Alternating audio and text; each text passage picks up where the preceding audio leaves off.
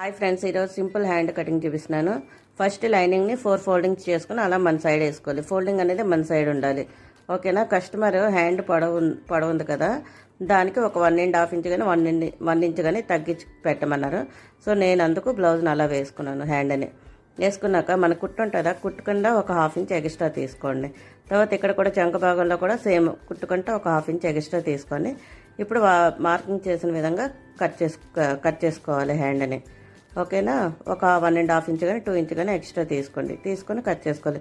మనం ఎక్కడైతే కుట్టు కోసం మార్కింగ్ చేసుకున్నామో అక్కడ ఒక చిన్న కట్ పెట్టుకున్నాక హ్యాండ్ లోతు తీయాలి కదా, ఒక 1/2 ఇంచ్. అది అనేది నేను లైనింగ్ మెయిన్ క్లాత్ జాయింట్ చేసేటప్పుడు ఆ లోతు అనేది నేను తీసుకుంటాను.